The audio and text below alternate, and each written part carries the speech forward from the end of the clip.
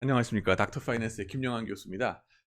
지난 시간에 이어서 그러면은 실제로 금년 들어서 제가 노벨상 받은 논문들을 서론과 결론 정도만 이렇게 맛배기로 읽어가면서 비록 수박 겉핥기식으로 대강대강 하는 거지만은 어떠한 느낌을 받는지, 그죠?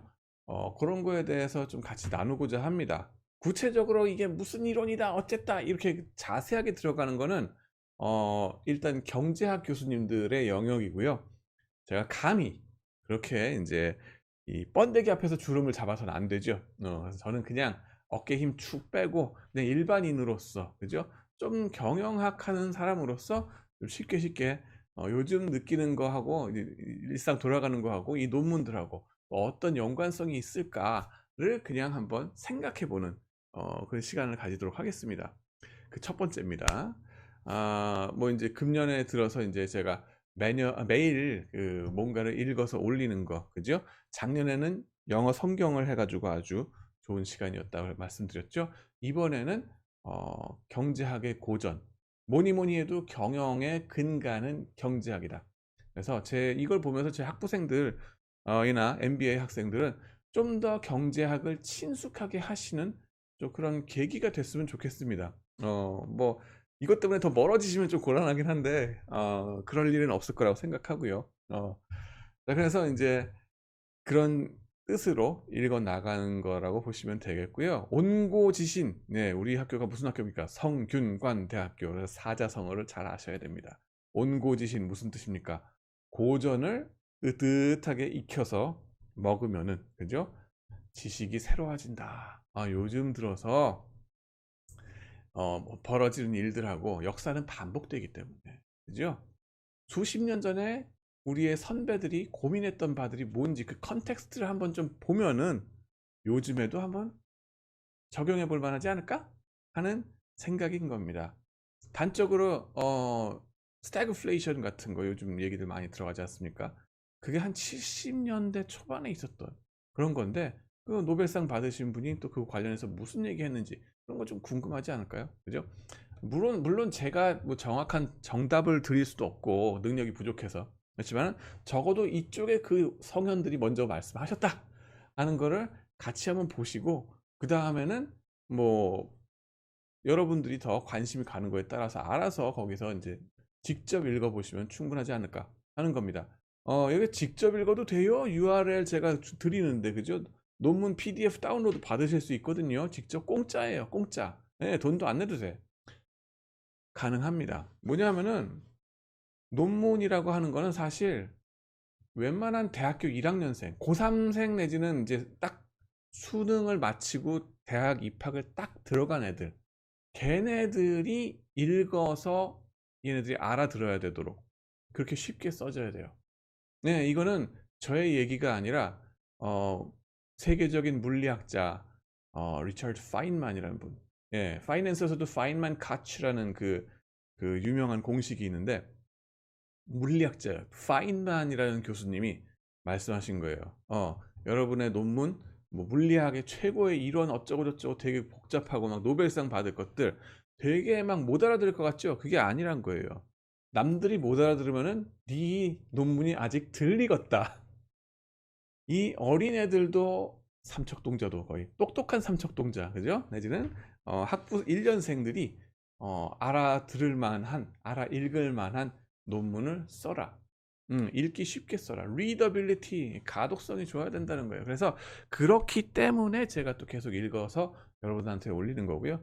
그래서 같이 도움이 됐으면 교학상장, 그죠? 그런 뜻으로 생각해 주시면 되겠습니다. 자, 그렇고 보시면은 물론 또 네, 그렇고 첫 번째로 제가 나누고자 하는 얘기는 이 양반들이 그 당시에 어떤 고민을 했는가 보니까는 대개는 자신들이 처했던 시대의 어려운 문제를 해결하기 위해서 베라벨 생각과 논리를 세워본 끝에 나온 논문들인가 보다 하는 걸 좀 느끼게 되더라고요. 노벨상 1호 참고로 1969년에 프리시 교수님이 받으신 겁니다. 사무엘son 아니에요. 그분은 1970년 2차입니다. 그렇고 예, 경제학은 과학으로 앉혀졌던 거죠. 노벨상의 진짜 이론은 자연과학에서 1901년에 수여됐었고요. 근데 경제학은 한참 후에서야 이제 인정해주기 시작했다 하는 겁니다. 근데 그래서 69년에 나온 논문들이든 뭐 70년에 그러니까 나온 게 아니라 상 받은 것들, 그죠? 상 받은 거는 70년대인데 이 양반들이 그 정작 스타가 된 그 논문들 있잖아요. 그거는 언제 썼냐 하면은 자신들이 30대 때 내지는 뭐 박사를 받을 때 그때 반짝반짝할 때에 썼던 것들이란 거예요. 보면 대개가. 그러고 노벨상 받는 시점은 한 50년 후에 영감님 나대서 예, 저희 미네소타에서 공부할 때 후르위츠 교수님이라고 있었습니다. 피아니스트 후르위츠 말고 경제학자 후르위츠 교수님이라고 있었는데 그분이 노벨상을 받으신 게 연세가 90 몇 살일 때예요. 그래서 그분 강의는 제가 다행히도 안 들었습니다. 못 들었습니다만은 들은 친구들 얘기에 의하면은 할아버지가 돼가지고 너무 힘이 없으셔가지고 이렇게 강의를 하셨대요. 못 알아듣는 거야 사람들이. 그때는 힘이 없으셔서. 그 정도로 시간 차이가 길다 하는 겁니다. 좌우지간에 저는 마르셀 리히터 교수님이라는 분한테 이제 경제학을 배웠었는데 좌우지간에 그러고 20년대 30년대 이 고민해가지고 쓴 분들이 그죠? 1920년대 30년대 노벨상 받은 게 한 70년대쯤 받으신 거죠. 그래서 그 논문들 좀 읽어보면은 느껴지는 게 잘은 모르겠지만 그 당시 20년대 30년대의 고민이 느껴지더라는 거죠. 체제 경쟁, 공산주의냐 자본주의냐 하는 거. 그죠? 뭡니까? 이 소련이라는 USSR, 그죠? 소련이라는 존재가 들어서 가지고 이 엄청난 위협이 됐던 거죠. 자본주의 체제 하에서. 러버 베런 에이지라 그래 가지고 미국 같은 경우는 1900년대 19세기 말 독점 자본의 시대였었잖아요. 그거에 반작용으로 공산주의 혁명들이 이렇게 일어난 건데, 그죠? 유럽에서는 1848년부터 시작해가지고 엄청나게 그런 일들이 벌어졌었고, 결국엔 소련이 그렇게 일어난 거죠. 1910년대, 13년인가 17년, 뭐 이렇게 막 14년에, 그죠? 그랬었는데, 어떻게 자본주의 체제가 더 우월하다는 걸 보여줄 거냐라는 거에 대해서 그 설득하는 거가 너무 힘들었던 거겠죠. 지성들이 다들, 야, 막스가 최고다. 그러고서는 공산주의로 막 전향해버리니까 어떻게 그걸 막을 것이냐. 그리고 또 뭐예요? 번연이 자본주의로 있어서도 전체주의 나치즘으로 가느냐, 파시즘, 그죠? 이탈리아 무솔리니 같은 경우, 저머니 나치 저머니 같은 그 히틀러 같은 경우 그런 쪽으로 갈 거냐, 아니면은 민주주의로 할 거냐, 그죠? 그런 점에 있어서 많은 고민들을 했던 거죠. 격동의 시기였던 거죠. 그래서 그 시대에 그래서 자본주의 그리고 민주주의 이쪽을 이제 대변하는 논리들을 쭉 펴신 거예요.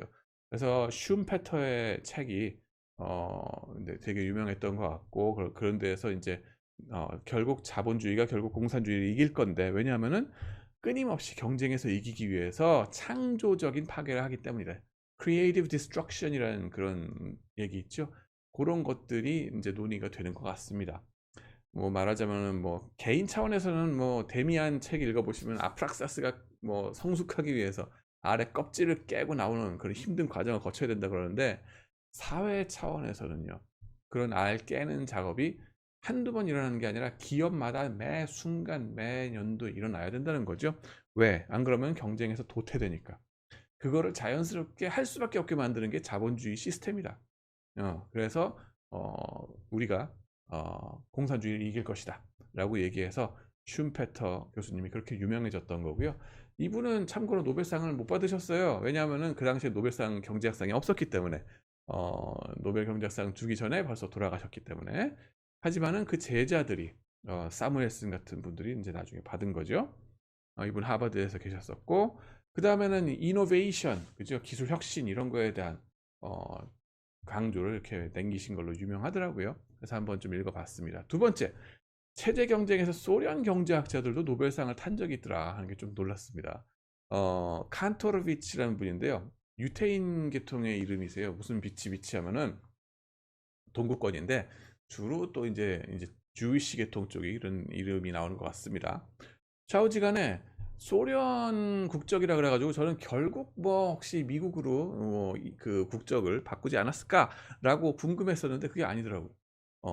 그리고 소련 사람으로서 계획 경제 체제를 옹호하면서 자원의 가장 효율적인 배분을 위한 수학적인 프로그래밍을 개척한 선구자로 상을 받으셨더군요. 매니지먼트 사이언스에 논문을 내셔가지고 아주 유명해졌고요. 매니지먼트 사이언스 그 탑저널이에요. 뭐라고 궁금해하시는 경제학자 교수님도 계신데요. 경영학에서 탑저널입니다. 네, 그렇고요. 여기서 이제 나온 걸 보면 알 수 있습니다. 그리고 뭐 리니어 프로그래밍 이런 것들을 좀 개발하셨던 것 같습니다. 주위 씨가 소련에서 어떤 역할을 했는가 그것도 궁금하지 않습니까? 사실은 유태인들이 가장 많이 박해를 받은 곳이 어디다? 동구권 소련이에요. 독일도 있지만 동독. 아우슈비츠가 어디에 있느냐? 동독 쪽에 있습니다. 예. 독일에서는 나치가 죽일 때 몇 명 죽였다는 기록이라도 남겼지. 몇백만 명, 600만 명 죽일 때, 그죠? 근데 동구권에서는 학살을 하면서 이름도 안 남기고 그냥 매장을 해버렸다 그럽니다. 엄청난 박해를 받았죠. 음. 그런데도 소련에서 이렇게 이름을 날려서 하는 거는 또 어떤 걸까? 그만큼 또 그 사회에, 소련 사회에, 인싸가 되기 위해서 몸부림쳤다라고 생각하시면 돼요. 음. 이민족으로서 일한다는 거가 그런 거죠, 사실. 잘못하면은 박해 대상으로 그렇게 학살당해요. 예. 하지만은 똑똑하고 능력 좋으면요, 그 사회의 핵심 멤버가 되려고 엄청나게 또 더 노력을 한다는 거예요. 그런 것들이 또 로스차일드에 관련된 그 책에 보시면 이제 나옵니다. 그리고 또 저기 월버그에 대한 얘기도 보시면 나오고요. 세 번째, 그리고 2차 대전 이전의 유럽의 학문적인 영향도 느껴지더라 하는 겁니다. 첫 번째 노벨상 받은 프리시 교수님의 논문을 보면은 아예 한 문단 자체가 패러그래프가 싹 다 독일어예요. 뭐 아우슈비츠 막 하는 것 같아 느낌에. 무슨 독일의 유명한 학자 말씀을 막 통째로 인용하시는데 번역도 안 합니다. 갑자기 무슨 게슈타포 된 느낌인데 그만큼 당시에는 미국보다 유럽의 대학들이 강했었다 하는 거죠. 하긴 수학의 경우도 해석학 같은 거, Real Analysis나 뭐 Measure Theory 이런 거 보면은 아마도 제가 듣기로 그랬는데 프랑스어 책이 70년대까지 최고였다 그러더라고요. 유럽이 학문적으로 그 당시에는 최고였었다 하는 거고 그러면 궁금하실 거예요. 아니 최근엔 왜 특히 경영 경제에서는 왜 미국이 그렇게 앞서 나가냐? 인센티브죠, 사실. 예. 연봉 차이가 3배씩 나거든요. 당연히 그러면 미국, 싱가포르, 홍콩 이쪽에서 있을 수밖에 없죠. 그런 것들이 이제 어쩔 수 없는 현상이다 하는 거고요. 그런 언어적인 것들, 또 프랑스어 책이 그렇게 했다 그러면은, 독일어도 그렇게 했다 그러면은, 사실 이게 또 움직이는 거잖아요. 인센티브를 주기에 따라서는 사람들이 또 탑 탤런트들이 또 움직여 갈 수 있겠죠. 미국의 지난 100년 동안 그랬다 그러면 앞으로는 어떻게 될까? 뭐 한글로 된 논문이 나오지 말란 보장이 없다는 겁니다. 말하자면은 누가 합니까? BTS 같은 그런 학자분들이 계속 나오면서 또 너도 나도 한류가 좋아가지고 이쪽으로 다 와가지고 우리가 만약에 또 인센티브를 잘 준다 그러면은 그럴 수도 있겠죠. 음, 자, 네 번째로는 유태인들이 상을 많이 받긴 받았더라 하는 거예요. 네, 근데 초기에 이런 현상은 당시에 전 세계적인 정치 상황이 그렇게 만든 것 같다는 거예요. 유태인 민족이 위대해서 훌륭해서 뭐 핏줄이 DNA가 달라서 그럴까요? 어느 민족도 다른 민족보다 더 똑똑하다라고는 생각하지 않습니다. 오히려 그냥 숫자 닭이 천이면 봉이 하나다라고 저는 생각을 해요. 말하자면은 우리나라에 천재가 한 명 있다 그러면 중국에는 20명이 있다고요. 20배의 인구기 때문에. 단순 계산으로 봐도. 그죠? 60억 인구에 근데 왜 주위시들한테 그죠? 유태인들한테 그렇게 노벨상이 집중됐을까? 네트워크가 하필이면 그쪽일까? 몇 가지 이유가 있긴 하죠. 무슨 뭐 토론을 많이 하는 문화도 있고 그죠? 맞짱 뜨고 아들하고 아버지가 그냥 맞짱 뜨고서 얘기해야 되거든요. 여기서는 신 앞에 만민은 평등하다. 우리는 안 평등하죠. 나이가 한 살만 많아도 왕게임을 시전하죠. 절대 남이 뭐 밑에 애가 얘기하는 거 말로도 안 들리는 분들 되게 많으실 거고 저도 좀 그런 게 있어요. 저도 말도 이렇게 하지만 제 몸에도 이런 게 배어 있거든요. 좌우지간에 근데 유태인들 같은 경우는 그런 게 이제 너도나도 이걸 이제 까놓고서 토론하는 문화들이 있다 그럽니다. 그런 것들이 있고 그 다음에는 또 뭐 여러 가지 있지만은 제가 이거를 보면서 느끼는 거는 좀 정치적인 요소가 있지 않나? 상이라고 하는 건요. 정치가 개입하거든요. 어 한정된 자원으로 돈을 모아서 상금을 주는 거잖아요. 그럼 그 상 주기 위해서 결정하는 결정권자들이 몇 명이 있는데 인싸죠. 걔네들이 완전 평등하게 모든 것을 그 정말로 신처럼 절대적으로 딱 객관적으로 우리가 말하는 그런 이상적인 모습으로 해서 딱 상을 줄까요? 아니란 거예요. 말하자면은 여기에 뭔가 더 포커스, 자기네들이 생각하는 이 이상향 내지는 뭐 이 당시에 어떠한 지양해야 될 것과 지향해야 될 거가 있으면 이쪽 방향으로, 그죠? 상을 준다는 거죠. 자기네들의 정치적인 어, 판단이 많이 개입할 수밖에 없지 않나 하는 겁니다. 다 우리는 불완전한 인간이기 때문에 아무리 모였어도, 그죠? 근데 초기에 이런 현상은 당시 전 세계적인 정치 상황이 그렇게 맞는 것 같다 하는 생각을 하게 됩니다. 워낙 심한 박해를 유대인들이 받았죠. 나치 독일뿐만 아니라 동구권 소련에서 죄다 미국으로 이민 가가지고 학문 분야에 기여를 하고 여러 분야에서 기여를 하게 되는데, 그들을 보란 듯이 더 성공시켜주고 띄워주고 싶은 그런 정치권의 노력들이 있지 않았을까. 나치보다는 우리가 나아. 그 얘기는 뭐냐면 사실은 미국이나 이런 다른 나라에서도 나치적인 그런 전체주의적인 생각을 한 사람들이 꽤 많이 있었다는 거예요. 그래서 저쪽으로 넘어갈까 말까 하는 그런 사람들, 네오나치나 이런 사람들이 왜 백인 우월주의자들 있잖아요. 걔네들이 어떻게 미국에 어떻게 있지? 많이 잠재해 있다는 거예요. 어디든지. 그죠? 근데 걔네들을 누르기 위해서, 그죠? 좀 더 저쪽을 띄워줘야 되는 거 아닌가 하면서 쭉 포커스를 그쪽으로 잡아준 건 아닌가 라는 의심도 좀 하게 되더라고요. 합리적인 의심이라고 해야 될지 발칙한 의심이라고 해야 될지 모르겠습니다만은, 돌이켜봤을 때 노벨상을 받은 사람들 100%가 다 완전히 넘사벽에 기여를 했다고 볼 수 있냐는 아니죠. 다 보면은 물론 그렇다고 해서 내가 노벨상을 받아야 뭔가 뭐 이런 이 뜻이 아니라, 노벨상을 못 받으신 분들도 엄청난 기여를 하셨는데도 불구하고 노벨상 못 받으신 분들이 있어요. 그리고 노벨상 받았는데도 불구하고 그런 분이 받았나 하는 경우들도 좀 있긴 하더라고요. 제가 뭐 감히 이런 얘기하면 안 되지만은 감히, 그죠? 그런 느낌이 좀 들어요. 누구는 더 기억이 되고 누구는 덜 돼요. 그 정도 일단 얘기할게요. 그 기억이 덜 되는 사람들에 비해서 보다 더 공헌을 많이 했는데도 못 받으신 분들이 분명히 있다는 거죠. 그죠? 그거는 왜 그럴까? 그리고 또 뭐 유태인들도 또 그렇게 많이 있을까? 이쪽에 보면은 뭔가 정치적인 것들도 어쩔 수 없이 있다 하는 거를 좀 지적해 보고 싶습니다. 거기에 더 이어서 다섯 번째로 말씀드리고 끝낼 거는, 노벨상 받은 분들 중에 스웨덴 사람들이 꽤 되더라고요. 왜죠? 알프레드 노벨, 그 다이너마이트 만든 사람이 어느 나라 사람? 스웨덴 사람이니까. 그러니까 억울하면은 노벨상 같은 거 우리가 만들어 주면 어떨까 하는 생각 당연히 날 수밖에 없는 거죠. 이분들보다 더 훌륭한 분들, 또 개발도상국, 저 보이지 않는 곳에 엄청 훌륭한 분들도 있었을 거예요. 그런데 왜 그런 분들은 못 받고 이런 분들은 받았을까? 부부가 다 한꺼번에, 그것도.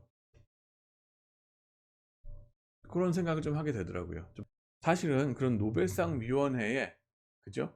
어, 있는 구성원 교수들과 친하냐 아니냐, 내가 그 사람들하고 일을 해봤냐, 이런 거가 사실은 이쪽에서 엄청난 이 스펙이 됩니다.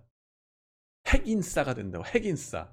그게 국가 차원에서 목숨을 걸고 이거를 노벨상을 추구하기 때문에 이 양반들이 엄청난 권력을 행사하게 된다 하는 것을 알 수 있습니다. 네. 다 사람 사는 세상이니까. 네. 플러스가 있고 마이너스가 있고, 음양이 다 있다. 그런 체제 하에서도. 그런 거 보시면은 절대적으로 노벨상이라고 해서 우와 이럴 것도 아니고, 그렇다고 막 디스파이스 할 것도 아니고, 예, 그런 걸 좀 객관적으로 우리가 좀 밸런스 되게 볼 필요가 있지 않나. 너무 노벨상 자체가 하나의 우상이 되면은 오히려 우리 스스로를 망가뜨리는 효과가 있지 않을까. 음, 친합해 만민은 평등하다 그랬죠. 노벨상 받은 사람하고 우리하고 평등하다는 거, 그 위원회에 계신 분하고 우리하고 평등한 사람이란 거, 여러분들 받아들일 수 있나요? 그거 받아들일 수 있어야 된다는 거예요. 근데 못 받아들이게 만들죠. 모든 인센티브 시스템이 나라에서 이게 우리나라의 명예와 랭킹을 이런 거에 사로잡히면은 볼로 샌다. 조심하셔야 된다는 거고요. 거기까지만 말씀드리고 2차분은 다음번에 또 비디오로 보여드리겠습니다. 시청해 주셔서 감사합니다.